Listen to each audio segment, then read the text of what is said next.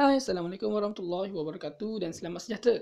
Hari ini kita nak sambung lagi perbincangan kita berkenaan dengan buku teks sains tahun 5 muka surat 161. Okey, sebenarnya kita dah habis dah bab ni, bab haba dan suhu ni. Cuma hari ni kita nak imbas kembali dan kalau sempat kita akan bincangkan jawapan-jawapan untuk soalan kat bawah nanti. Kalau sempat jom kita tengok. Yang pertama, haba ialah satu bentuk tenaga yang dipindahkan kerana terdapat perbezaan suhu. Sebabkan ada perbezaan suhu, maka barulah haba tu berbeza disebabkan suhu itu berubah kerana haba itu bergeraklah. Okay, dia pindah-pindah tenaga. Okay. Yang kedua, suatu bahan akan menjadi lebih panas apabila menerima haba dan akan menjadi lebih sejuk apabila kehilangan haba. Maksudnya kalau bahan tu diserap haba, maka dia akan panaslah. Kalau dia buang haba dia keluarkan atau dibebaskan haba, maka dia akan lebih sejuk. Okay, jadi suhu ialah darjah kepanasan atau kesejukan atau darjah kesejukan satu bahan. Maksudnya bila haba tu badan kita makin panas ataupun satu bahan itu makin panas, kita nak ukur dengan apa? Sebesar mana kepanasan tu, sebanyak mana kepanasan tu, sebanyak mana kesejukan tu. Kita pakailah suhu, okey. Jadi suhu ni adalah ukuran untuk darjah kepanasan. Alat untuk ukur suhu ialah termometer dan unit piawai bagi suhu ialah darjah Celsius.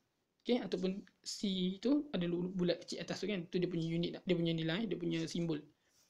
Yang kelima, apabila suhu bahan menurun, aras cecair di dalam termometer juga akan menurun kerana cecair tersebut akan mengecut. Okay, ingat ini untuk cecair. Kalau cecair, bila suhu menurun, aras akan turun sebab cecair itu kecut. Apabila suhu bahan meningkat, yang keenam, aras air akan dalam termometer akan meningkat kerana cecair tersebut mengembang. Dekat situlah termometer punya aplikasi dia aplikasikan lah. Termometer punya aplikasi senang kata banyak kali ulang aplikasi kan. Okay, maksudnya termometer tu aplikasi dia adalah apabila suhu cecair tu bila dia panas, cecair tu akan kembang dan dia akan naik. Sebab tu suhu bacaan termometer tu bertambah. Dan apabila sejuk dia akan menurun sebab suhu bacaan termometer tu dia berkurang.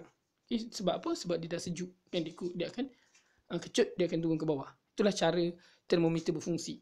Nombor 7, aras meniskus di dalam termometer ialah aras lengkungan cecair di dalam tiub kaca yang terdapat dalam termometer. Ingat kalau aras meniskus untuk termometer ni, dia punya lengkung atas tu yang kita kira sebagai bacaan. Kalau air di silinder penyukat, dia lengkung ke bawah kan, bawah dia kita kira. Kalau termometer ni, dia lengkung ke atas, atas dia kita kira. Okay, sebagai bacaan termometer. Okay, sebab tu dia kata aras meniskus termometer ialah aras lengkungan, kat lengkung cecair tu. Okay. Takat beku air 0 darjah Celsius dan takat didih air 100 darjah Celsius. Bila kita punya air yang kita sejukkan tu masuk dalam ais, seperti ais dia akan jadi ais kan. Bila dia jadi ais, darjah dia tak akan kurang daripada kosong, dia tak akan jadi negatif, dia akan kosong je. Sebab bila dia kosong tu, masa tu air tu akan menjadi ais. Kesejukan yang dia dapat tu adalah untuk menyambungkan ikatan antara zarah supaya ais tu terbentuk. Dan bila takat didih air, kita panaskan air sampai 100 darjah Celsius, air tu dia tak akan naik lagi darjah Celsius kepada 101, 102. Dia tak akan naik lah. Sebab apa? Sebab masa 100 darjah Celsius tu, zarah-zarah antara air tu, kalau awak dapat bayangkan macam bulat-bulat kat air tu, dia makin lama makin dia pecah makin jauh jadi gas.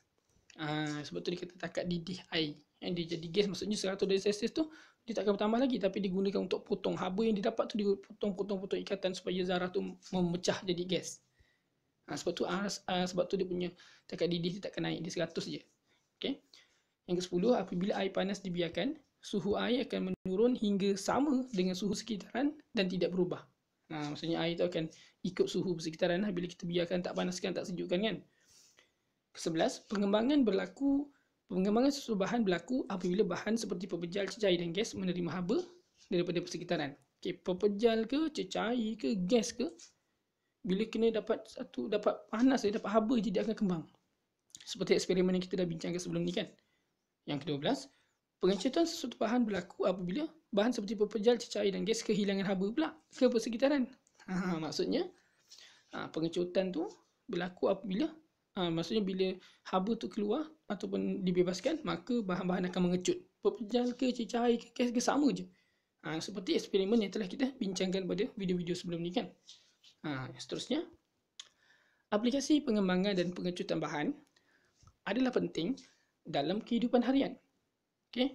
Aplikasi ni maksudnya kenapa kita kena belajar pengembangan dan pengecutan ni? Sebab ni penting dalam kehidupan harian kita. Okey, seperti mana kita lihat contohnya antara aplikasinya termasuklah yang pertama, ruang yang terdapat pada penyambung besi di jambatan membolehkan jambatan mengembang ketika suhu persekitaran meningkat untuk elakkan permukaan jambatan jadi rosak apabila menerima haba. Jambatan tu, kalau perasan kat jambatan, bila kita nak jambatan kadang-kadang deg-deg, deg-deg kan tayar kita kan, sebab dia ada ruang antara jambatan tu. Dia besi sebab bila nanti panas dia akan mengembang. Kalau ruang tu tak ada, sekejap lagi bila panas dia akan mengembang, dia membengkok jalan tu. Boleh menyebabkan jambatan tu runtuh. Okey, atau merosak lah. Okey. Ruang yang terdapat pada penyambung landasan kereta api membolehkan landasan mengembang ketika suhu persekitaran meningkat untuk mengelakkan landasan menjadi bengkok apabila menerima haba. Jadi landasan pun sama. Okay, landasan kereta api tu kan teng dia, tapi bukanlah besar sangat bukaan dia sikit je lah kan, macam kita bincangkan sebelum ni tu lah. Okay, jadi bila dia kembang, panas dia akan kembang, bila dia sejuk dia akan mengecut. Tapi tak adalah ruang tu besar sangat sampai tayar dia termasuk dalam tu okay, dia kecil je. Tapi kalau tak ada, nanti bila dia kembang, dia akan menyebabkan landasan tu membengkok dan boleh menyebabkan kemalangan. Okay, ataupun larilah nanti kereta api tu daripada landasan. Okay. Kabel elektrik dipasang kendur sedikit di antara tiang untuk membolehkan wayar mengecut apabila suhu menurun dan untuk mengelakkan kabel elektrik daripada putus ketika kehilangan haba. Sebab itu kalau tengok kabel kat luar-luar rumah, tepi-tepi awak, okay, ni paling senang nak tengok lah. Okay, kalau jambatan ke kereta api tu jarang awak tengok kan. Jadi awak tengok kabel elektrik kat rumah awak, kat luar rumah awak, keluar rumah awak tengok tepi tu, kabel tu mesti dikendurkan. Kenapa dikendurkan? Membazir je, kenapa tak tegak je kan, senang jimat sikit. Tak, sebab kalau dibiarkan benda tu ketat, pasang tegak-tegak ketat, nanti bila malam, bila panas okey lah, tengah hari tu dia boleh mengembang, tapi bila malam dia akan mengecut. Bila dia mengecut, kalau benda tu dah memang ketat pasangnya, bila kecut maka dia akan menyebabkan putus. Sebab terlalu kecut sangat sampai terputus kabel tu dan boleh membahayakan. Okay, jadi sebab itu dia pasang kendur sedikit, bukan banyak lah, sedikit saja. Okey, itulah mengenai dengan muka surat 161. Okey, jom kita cuba jawab asah minda. Okey, 162. Yang pertama, jawab soalan yang berikut dalam buku latihan sains. Jadi kalau cikgu awak suruh buat, awak bolehlah jawab ikut pada jawapan saya. Okey, jawapan yang saya bagi ni bukanlah jawapan yang betul-betul tepat. Saya tak pasti tepat atau tidak, tapi mengikut kepada kefahaman saya lah. Okey, kalau salah apa semua, ada perbincangan cikgu, jawapan awak lain, cikgu awak kata lain, lain lah. Jadi saya jawab adalah berdasarkan kepada pemahaman saya. Okey, yang pertama, 1. Nyatakan maksud berikut. Haba tu apa? Suhu tu apa? Haba adalah apa? Tengok balik dekat atas ni kan. Haba adalah salin balik nombor 1 ni. Haba ialah satu untuk tenaga yang dipindahkan kerana terdapat perbezaan suhu. Suhu pula apa? Suhu tu kita tengok nombor 2 ni. Bukan nombor 3. Okay, nombor 3. Suhu ialah darjah kepanasan atau darjah kesejukan suatu bahan. Nombor 1 ni awak salin, nombor 3 ni pun awak salin. Okay, nombor 3 adalah jawapan untuk soalan pertama. Jadi jawapan ni salin saja. Haba itu apa, suhu tu apa. Okey. Yang kedua, berapakah suhu air bagi takat beku air, takat didih air? Ni senang sangat. Kat atas pun tadi dah cerita kan. Suhunya takat beku adalah 0 darjah Celsius. Takat didih adalah 100 darjah Celsius. Mudah saja. Okey, nombor 3. Fahami situasi di bawah dan jawab soalan berikut. Yang pertama, A. Ravi tertinggal kunci basikalnya di tepi padang sekolah. Dia terkejut kerana kunci itu menjadi terlalu panas dan tidak dapat dipegang. Kan? Berdasarkan situasi ini, apakah yang menyebabkan kunci basikal Ravi menjadi terlalu panas? Kenapa? Kunci basikal Ravi itu jadi terlalu panas. Kunci basikal Ravi itu adalah logam kan? Jadi kita jawab kat situ. Kunci basikal Ravi menyerap haba. Kunci basikal Ravi menyerap haba. Itu saja jawapan dia. Okay. Yang kedua, Ana merendam botol yang berisi susu panas di dalam bekas berisi air, pipe. Okay, maksudnya susu panas tu dia rendam botol tu dekat ada susu panas kan, dia rendam dalam bekas berisi air pipe sebelum susu itu diberikan kepada adiknya. Kenapa dia buat macam tu? Berdasarkan situasi ini, mengapakah Ana merendam botol tu? Kenapa botol tu panas? Kan botol ni dalam dia ada susu panas. Dia rendam dekat bekas yang ada air tu. Air pipe, air biasa. Kenapa? Sebabnya dia nak bagi susu tu jadi sejuk sikit. Betul kan? Sebab susu tu kat dalam tu panas. Jadi misalkan dia nak bagi adik dia minum susu panas kan. Jadi direndamkan dekat dalam air supaya suhu tu jadi kurang sikit lah. Supaya adik dia boleh minum, jadi suam lah. Okay? Jadi jawapan dia, kenapa Ana berendam botol itu? Untuk menjadikan air susu itu menjadi suam. Okay? Ataupun kita jawab macam ni lah. Yang senangnya secara sainsnya, untuk mengurangkan haba dalam suhu itu supaya menjadi suam. Okay? Jawab untuk mengurangkan haba dalam suhu itu, untuk mengurangkan haba dalam susu itu supaya menjadi suam. Okay, itu jawapan dia. Saya ulang, untuk mengurangkan haba dalam susu itu ataupun pada susu itu supaya menjadi suam. Okay? Sebab budak-budak ni kalau perasan dia tak suka air sejuk tau, dia suka air panas. Kalau anak saya lah, dia suka air panas tapi tak panas sangat, jadi suam-suam lah. Dan itu lebih baik sebenarnya untuk mereka kan. Yang keempat, graf di bawah menunjukkan perubahan suhu air apabila dipanaskan dan disejukkan. Kita tengok. Bila tengok air dipanaskan makin naik sampai 100 dia berhenti. Kalau air disejukkan daripada mendidih tu dia turun ke bawah sampai 25 dia stay. Nampak tak 20 lebih ni kan? Mula-mula air tu dipanaskan daripada 20 lebih suhu dia. Kemudian air di 100 dia stay. Maksudnya dia tak bergerak. Seterusnya yang kalau sejukkan mula-mula panas, lepas tu dia jadi sampai ke suhu 20 lebih ni dia berhenti. Okay. Jadi soalan dia, apakah pola perubahan suhu air ketika disejukkan? Perubahan suhu air, maksudnya pola tu maksudnya dia meningkat ke menurun. Kita tengok yang warna biru menurun kan. Jadi kita tulis kat situ berkurang, mendatar. Sebab dia maksud dia mendatar. Berkurang, mendatar. Okey, nombor B. Apakah pola perubahan suhu air ketika dipanaskan? Meningkat, kan warna hitam ni kan, meningkat, kemudian mendatar. Jadi meningkat, mendatar. Saya ulang, meningkat, mendatar. Okey. C. Apakah takat didih air dalam graf di atas? Takat didih tu maksudnya bahagian mendatar ni, yang panas ni kan. Jawapan dia 100 darjah Celsius. Sebab dia dah didih tu, dia tak akan bertambah lagi. Jadi 100 darjah Celsius jawapan dia. C tu. Okey, nombor D. Pada minit ke berapakah suhu air mencapai takat didih dalam aktiviti ini?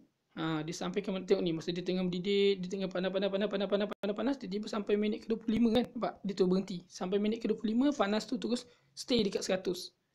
Jadi bermula dengan minit ke 25. Jadi awak jawab kat situ yang D, minit ke 25. Minit ke 25. Yang E, pada minit ke berapakah suhu air dipanaskan dan disejukkan adalah sama? Minit ke berapa suhu air dipanaskan ke disejukkan ke? Maksudnya masa dipanaskan dan disejukkan suhu dia sama. Apa maksud dia tu? Pada minit ke berapakah suhu air dipanaskan dan disejukkan adalah sama? Pada minit ke 15 lah. Sebab ni apa? Dia mula dia memanaskan, dia memanas yang warna hitam ni panas. Tiba-tiba sampai kat 15. Yang sejuk pun sama, daripada 100 turun ke bawah, dia jumpa dekat 15 ni. Dia jumpa dekat 60 darjah Celsius kan. 60 darjah Celsius tu titik tengah-tengah kan. Pada minit ke, tengok bawah ni, 15. Tengok sini kan, ni 60, kemudian 15. Maksudnya pada minit ke 15 tu dia berjumpa. Jadi jawapan E, pada minit ke 15. Pada minit ke 15. Okey, dia jumpa tengah-tengah tu. F. Apakah hipotesis yang dapat dibina berdasarkan pola perubahan suhu air? Hipotesis. Kita boleh ambil salah satu. Kita nak ambil panas ke nak ambil sejuk? Okey, contohnya saya ambil yang panas. Hipotesis ni adalah kesimpulan awal kan. Okey, contoh jawapan dia. Semakin bertambah masa. Okey, masa bertambah kan. Ini sebab kita tahu PM dia adalah masa dan PB dia adalah suhu. Jadi kat sini kita boleh cakap semakin bertambah masa, semakin bertambah suhu. Okey, ataupun semakin berkurang masa, semakin berkurang suhu. Okey, itu jawapan dia.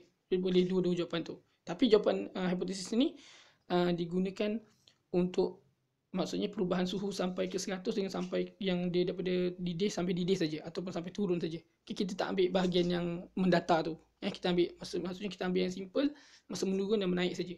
Jadi hipotesisnya saya ulang sekali lagi, semakin bertambah masa, semakin bertambah suhu air apabila dipanaskan. Okey, saya ulang balik semula, saya betulkan ayat, saya murnikan ayat tu. semakin bertambah masa, semakin bertambah suhu air apabila dipanaskan. Ataupun jawapan lagi satu, semakin berkurang masa, semakin berkurang suhu air apabila disejukkan. Okey, itu jawapan dia adalah boleh diterima apabila kita bercerita tentang sampai takat didih atau takat beku tu sajalah. Takat suhu bilik dia sajalah. Kita tak ambil yang mendata tu. Ini adalah jawapan saya. Kalau cikgu awak nak jawapan yang sampai mendata tu boleh bincang dengan cikgu awak. Okey. Okey, jadi saya rasa sampai situ saja. 162. Okey, okey. Saya tambah sikit lagi untuk F tu kalau awak rasa awak nak tambah ayat dia lebih menarik untuk apodisis, tapi ni untuk cadangan je lah. Mungkin awak boleh buat semakin bertambah suhu air, semakin bertambah masa, semakin bertambah suhu air apabila dipanaskan sehingga 100 darjah Celsius. Okay. Ataupun sehingga takat didih. Okay. Kalau awak nak murnikan yang menurun pula, semakin bertambah masa, semakin berkurang suhu air apabila disejukkan sehingga ke suhu bilik. Itu jawapan paling tepat lah. Kalau nak membabitkan semua. Okay. Ni saya punya cadangan lah.